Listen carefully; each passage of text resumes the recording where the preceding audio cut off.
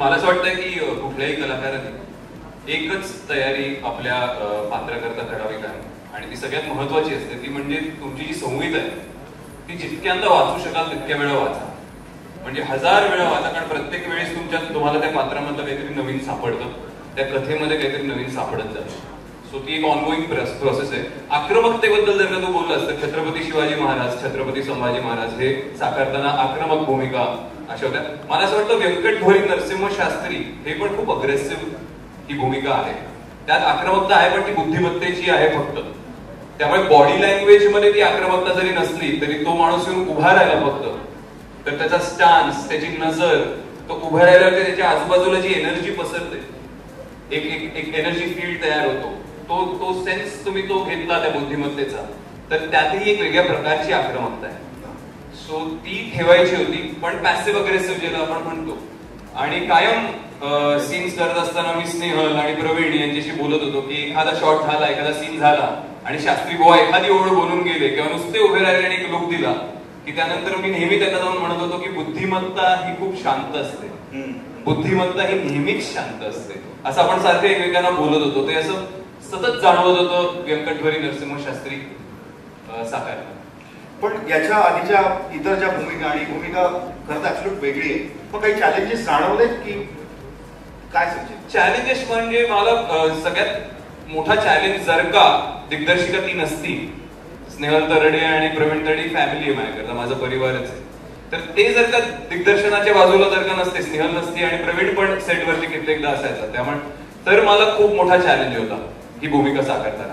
कारण युजली अशा पद्धतीच्या ऐतिहासिक भूमिका साकारताना एक विशिष्ट पद्धतीचं प्रोजेक्शन, एक विशिष्ट पद्धतीचा स्टान्स घेऊन उभं राहणं हा प्रकार खूप ऍक्टर्स वापरतात. आणि मी बुक मधनं पूर्णपणे बाहेर ऑफ द टेक्स्ट बुक काम करायचा प्रयत्न करत होतो. तर ते तिन्ही मॉनिटर मागे बसून तिला ते समजणं, कारण समोर कलाकार इतर होते, त्यांच्या चेहऱ्यातच शॉट देताना दिसायचं की अरे हा काय असं फुटफुटून गेला, नुसता फुटफुटल्यासारखं करून, हे काय असं बोलला नाही हा असं काहीतरी खूप हे. पण ते तिला कळणं फार महत्वाचं होतं. ते तिला कळलं नसतं ना किंवा तिला ते ऍक्सेप्ट करता आलं नसतं ना तर मला ते करता आलं नसतं, आणि मग तो खूप मोठा चॅलेंज झाला असता, भांडणं झाली असते. सो हो खरंय. आणि मग ते डबिंग मध्ये मला ते मग जरा मलाही हायचं वाटलं की ओके आपण जो करायचा प्रयत्न केलाय of the text book performance ज्याला आपण म्हणतो, की जे सहजासहजी कोणी हा मेथड नाही वापरणार ते करायचा प्रयत्न तो आता डबिंग मध्ये मग ते उचलून धरलं, तेव्हा असं वाटलं की ओके जसा शास्त्री बुवा जसे ते मांडायचे होते ते घडले. सो तो चॅलेंज मला नाही राहिला, कारण स्नेहल तरडे दिग्दर्शन करत होती, प्रवीण तरडे सेटवर होता, त्यांना कळत होतं काय करायचा प्रयत्न करत होते. आणि ते म्हणजे आता एकमेकांची जास्त बोलायची आम्हाला गरज पडत नाही, नजरेतच होतं, असं फक्त बघायचं, ते नजरेतनं असं झालं की हा ठीक आहे ओके करेक्ट झालं. प्राजक्ताची निर्मिती आहे आणि प्राजक्ता तुझ्या अपोजिट आहे, तिच्याबरोबर काम करण्याचा अनुभव आणि अप्रतिम अप्रतिम अप्रतिम. म्हणजे मला आता गेल्या काही आमच्या रेडिओच्या इंटरव्ह्यूज मध्ये मी खूप तिची मस्करी आणि थट्टा केली, तर मी मला बजावलंय, ताकीद दिलीये, धमकी दिलेली आहे की चांगलंच बोलायचं ट्रेलर लॉन्चच्या दिवशी. नाही पण खरंच खूप अप्रतिम. मला खूप कौतुक वाटतं प्राजक्ताचं.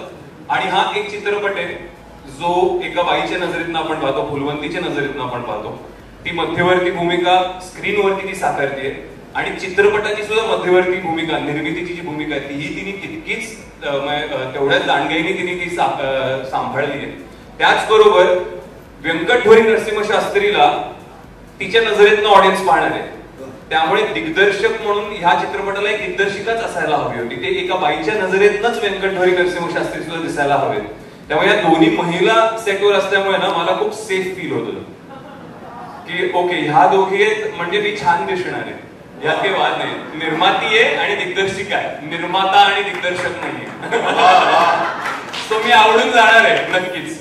आणि ही निर्माती आहे. मला आम्ही पहिलं जे रिडिंग केलं तरडेंच्या ऑफिसवरती, तेव्हा प्राजक्त मला तरडेंचे फोन आले, स्नेहल आणि प्रवीण बोलले की आपण असं करतोय. मी फोनवर म्हणलो कथा ऐकायला येतो मी, पण माझ्याकडनं होत आहे, आपण करणारच, वादच नाही. आणि प्राजक्ता करते फुलवंती, म्हणलो अप्रतिम, मला प्राजक्ता फुलवंती करणार आहे एवढंच माहित होतं. आम्ही सगळी कथा वगैरे ऐकली आणि छान वाटली एकदम, म्हणजे की not a single false note, अप्रतिम लिहिलेलं होतं सगळं. आणि त्यानंतर मग प्राजक्ताशी पण हाय हॅलो अच्छा छान ही फुलवंती करणार वगैरे वगैरे. आणि मग प्राजक्ता अचानक सगळ्यांना बोलली की चला आता सगळे या जेवायला, आळूची भाजी आहे वगैरे.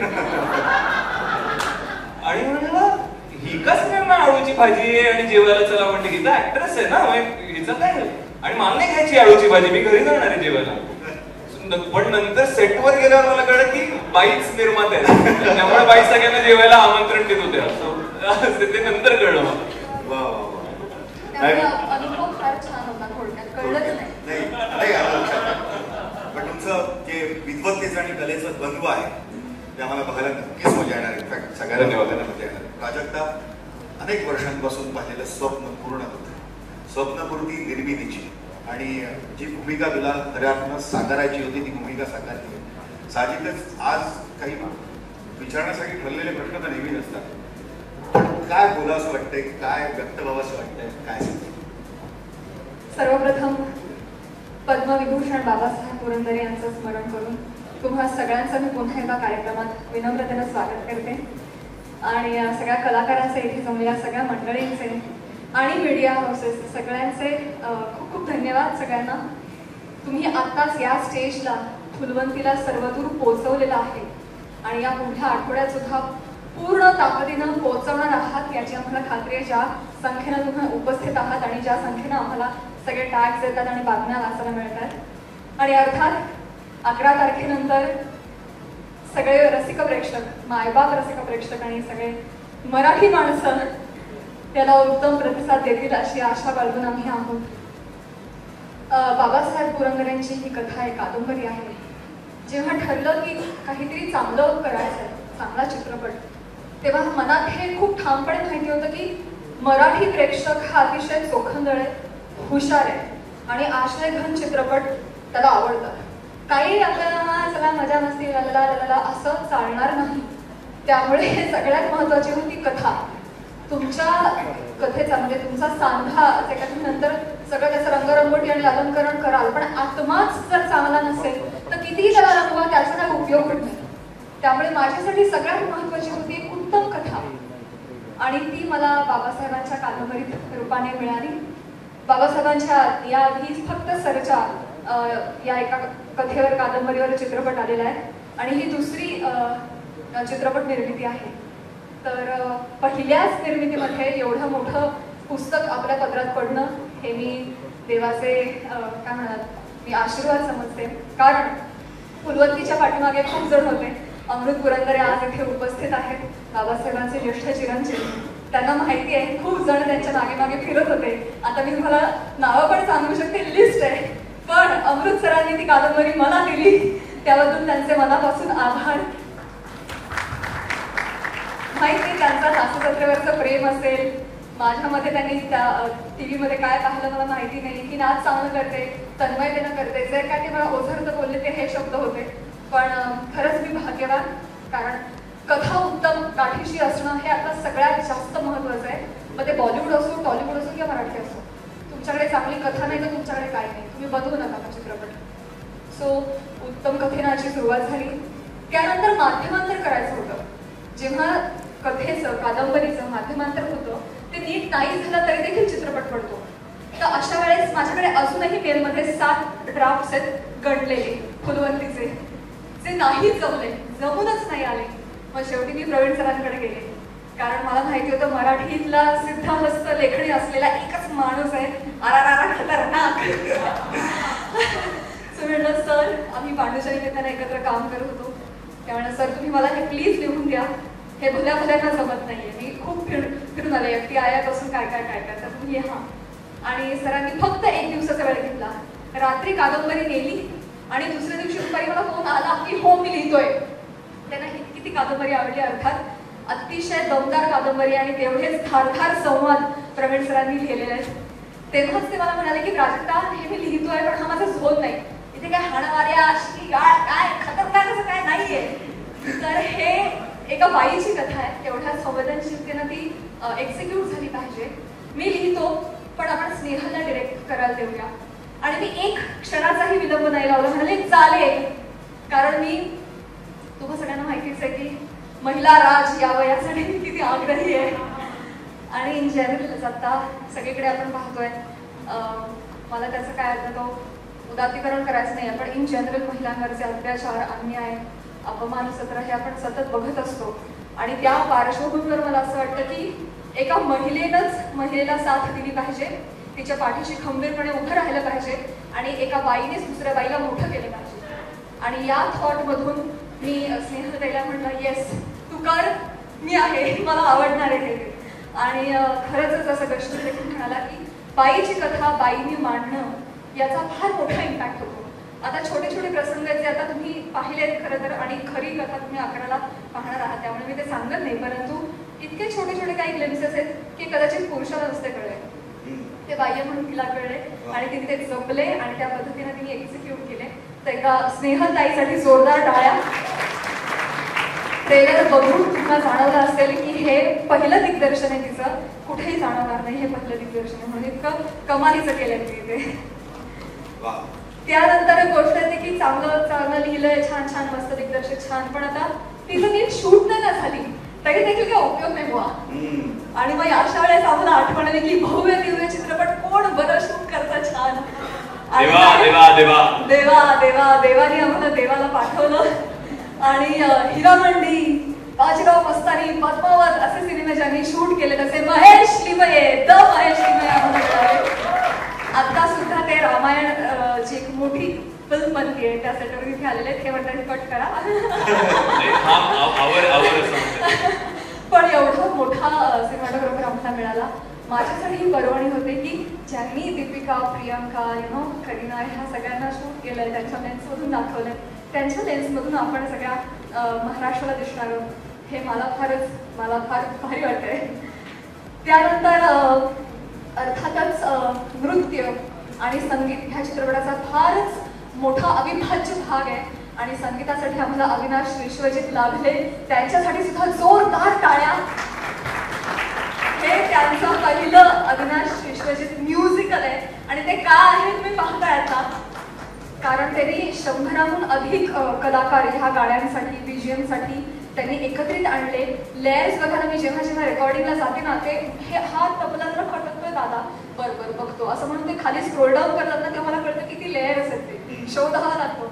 इतके लेयरिंग त्यांनी ह्यासाठी केलेले आहेत. इतके सुंदर गायक बेला शेंडे, राहुल देशपांडे, आर्या आंबेकर आणि आमची वैशालीताई जिनं लावणी गायले ना, असा हट्ट होता की प्लीज वैशालीताईला गाऊ दे, तर मदन मंजिर तिने गायलं. असं इतके सुंदर सुंदर गायक त्यांनी आमच्यासाठी ऑनबोर्ड आणले. आणि 2च गाणी तुम्ही ऐकली आहेत मंडळी, पिक्चर अभी बाकी है मेरे दोस्त, अजून 2 गाणी आहेत आणि ती सुद्धा धमाकेदार आहेत. आणि त्या पल्याड जाऊन 2-3 डान्सिकल म्युझिकल्स आहेत आणि बीजीएम तर आहेच आहे, ज्यामुळे तुम्ही भारावून जाणार आहात मला खात्री आहे. आणि तसंच मी नृत्याचंही म्हणेन, उमेश जाधव सर, कसं आहे ना की अभिजात कथा आहे, पण त्याला जर अपील नसेल आत्ताच्या प्रेक्षकांना तर मजा येत नाही. आणि त्यासाठी आम्हाला आर्ट आणि कमर्शियल अस्पेक्ट यांची बरोबर जुळवणी करून सुवर्णमध्ये साधून तुमच्यापर्यंत पोहोचवायचं होतं. म्हणून उमेश सरकीचे क्लासिकल फोक पण तेवढेच ऑथेंटिसिटीने करतात आणि एकदम कमर्शियल पण तेवढेच भारी करतात. तर भव्य करायचं होतं, मोठं करायचं होतं आणि युजे सरांचा हात कोणी धरू शकत नाही त्या बाबतीत. पहिल्या दिवसापासून मला आवडत होते 2 सीन कमी शूट कर, पण मी गाण्यावर कॉम्प्रोमाइज करणार नाही, तुझ्या मागे 20 मुली नाचल्याच पाहिजेत. आणि खरंच त्यांनी आम्हाला करायला लावलं. 2 सीन नाहीच झाले आमचे, पण आम्ही गाण्यावर कॉम्प्रोमाइज नाही केलं.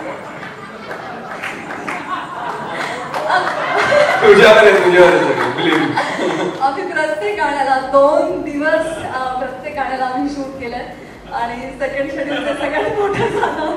त्या गाण्यासाठी झालं इट्स अ कॉम्प्लिमेंट सर. नाही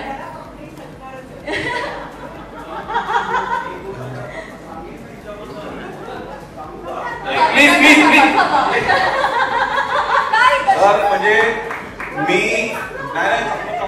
मध्ये मी बोलणार, हे बोलण्यासारखंच आहे. माझे तर 250-300 चित्रपट झाले, पण ह्या चित्रपटामध्ये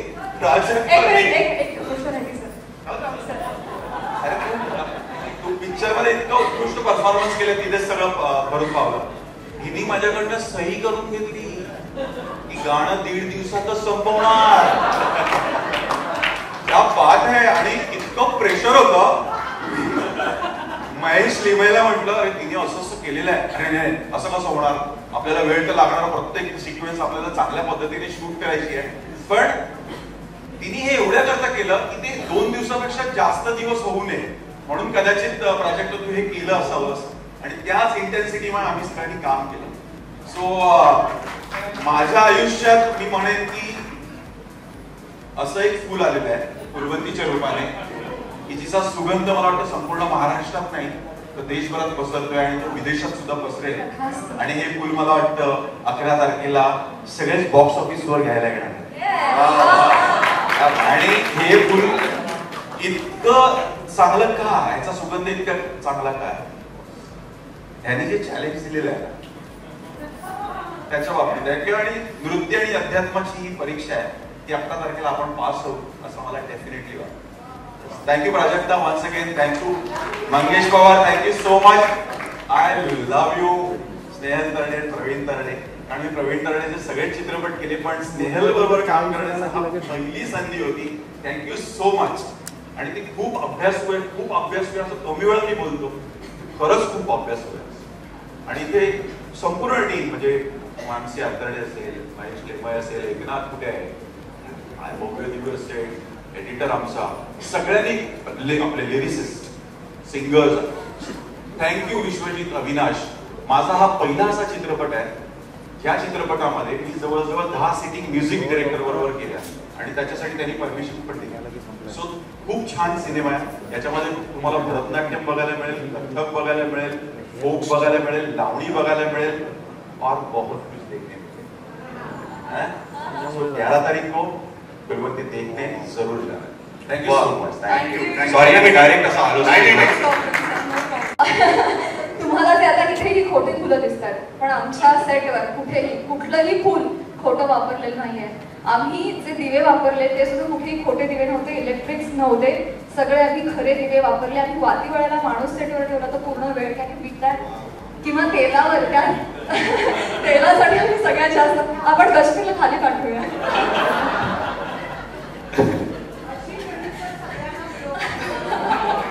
आणि तसंही फुलवंतीची फुलं आणि वाती नाही खोट्या कशा असतात त्या खऱ्याच असतात.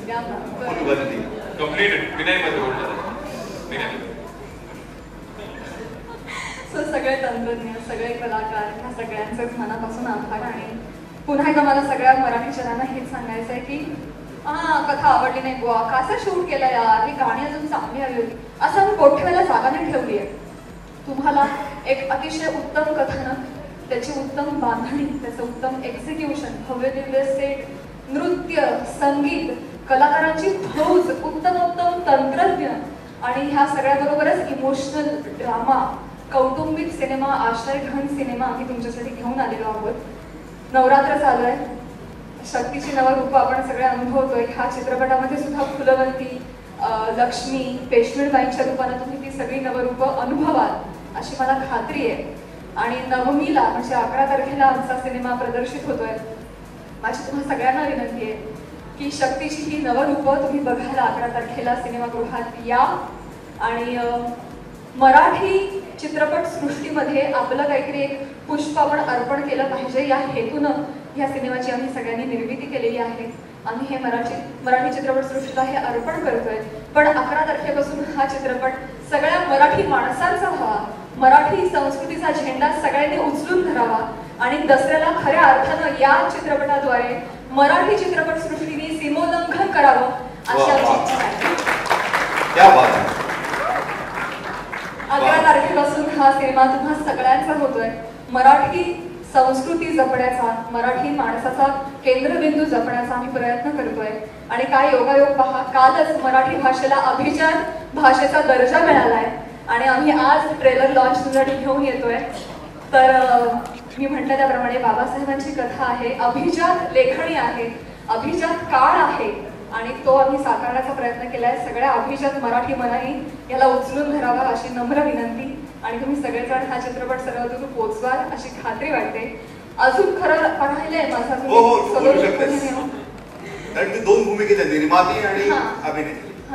अजून राहिलंच आहे कारण की हे सगळं बघा, कलाकार म्हणून आपण वेडे असतो, सगळे वेडे तंत्रज्ञ कलाकार आपल्या पाठीशी येतात, त्या सगळ्या वेड्यामध्ये सगळेजण एकदम झोकून देतात, पण पैशाचं सोंग काढता येत नाही हो. एवढा मोठा सिनेमा एक मुलगी घेऊन येते म्हटलं तर कोण घासावेल पैसे टाकायला. सगळ्यात पहिली जी भीती होती किंवा जिथे मला सगळ्यात मोठा संघर्ष करावा लागला तो पैशांसाठीच डेफिनेटली. कारण जेव्हा पिरियड फिल्म येते, ऐतिहासिक चित्रपट येतो, तेव्हा पैसा हा सगळ्यात महत्वाचा मुद्दा असतो आणि ह्यासाठी सगळ्यात प्रथम माझ्या मित्रानं मंगेश पवारनं धाडस केलं, त्याबद्दल त्याचे मनापासून आभार. मंगेश पवार तर सगळ्यात पहिल्यांदा त्याने हे धाडस केलं आणि माझ्यावर विश्वास टाकला. त्यानंतर अर्थातच अमोल जोशी सर को प्रोड्युसर म्हणून आम्हाला लाभले. त्यांनी देखील फक्त 2 दिवसामध्ये प्राजक्ता तू करतेस, पॅशनेटली करते, त्यांना कळलं हा मी आहे, तू कर, काय करायचंय, हा ठीक आहे मी आहे, इतकं प्रांजळपणे त्यांनी होकार दिला. तर अमोल जोशी सरांचे देखील मनापासून आभार. पण तरी देखील मोठा सिनेमा आहे, तरीही पैसे कमी पडत होते आम्हाला आणि तरीही एक मसल पॉवर हवी होती, एक स्ट्रेंथ हवी होती आणि जी स्ट्रेंथ आम्हाला रॅदर मी म्हणेन आम्हाला नवसंजीवनी मिळाली ती पॅनोरमा स्टुडिओजच्या मुळे. तर ह्यासाठी कुमार मंगल पाठकजी जोरदार टाळ्या वाजून आपण त्यांचं स्वागत करूया. त्यांनी ह्या चित्रपटावर विश्वास दाखवला आणि पहाडासारखे आमच्या पाठीशी ते उभे राहिले, त्याबद्दल त्यांचे मानावे तितके आभार कमीच आहेत. कारण त्यांच्या त्या इंधनामुळे आमची गाडी सुसाट धावली बरं का. त्यांनी अतिशय प्रांजळपणे नमूद करते आणि मी म्हणेन की कुमारजींना कन्व्हिन्स करण्यामध्ये एका व्यक्तीचा खूप मोठा हातभार होता आणि ते म्हणजे आमच्या सगळ्यांचे लाडके मुरलीधर चटवानी सर. तर काय म्हणूया, हा एक दुवा साधला गेला पाहिजे. कुमारजी पटकन भेटणार नाही, पण मधली जी भूमिका आहे त्यांना कन्व्हिन्स करायची ती सरांनी इतक्या ताकदीनं केली की आमचा रस्ता एकदम सरळ सोपा करून दिलात आणि इतकी इन्व्हॉल्वमेंट आहे त्यांची. आता फुलवंतीचे साधारण 15-20 व्हॉट्सअप ग्रुप्स आहेत, एक PR चा, एक एक्झिक्युशनचा, एक PNDचा, असे अगणित ग्रुप आहेत. सगळीकडे सर आहेत आणि सगळीकडे त्यांचं लक्ष आहे. ट्रेलर मधला शॉट त्यांना माहिती आहे, रॅदर हा शॉट आपण कापायचं ठरवलं होतं, हा परत आलेला आहे, इतकं मायन्यूट लक्ष आहे त्यांचं. तर जोरदार टाळ्या मुरलीधर सरांसाठी. त्याचबरोबर रवी आवटी सर ज्यांनी फायनान्सची धुरा सांभाळली आणि हे जे सगळं गणित जे मी सह्या करून घेतल्यात लोकांकडून आणि सगळ्यांचे चेक्स ते वेळेत दिलेले आहेत ते केवळ रवी सरांमुळे शक्य झालं. कारण त्यांनी ते गणित इतकं चोख आखलं की मान्य भव्यदिव्य सिनेमा आहे, परंतु तरी देखील एक शिस्त पाहिजे जी हिंदी चित्रपटसृष्टीमध्ये आहे, मराठीमध्ये त्यांनी आणली, आम्हाला लावली आणि त्याबद्दल मी हे शिकले, त्यासाठी त्यांचे मनापासून आभार. पॅनोरमा स्टुडिओज मध्ये नेण्याचं काम केलंय विक्रम धाकतोडे सर.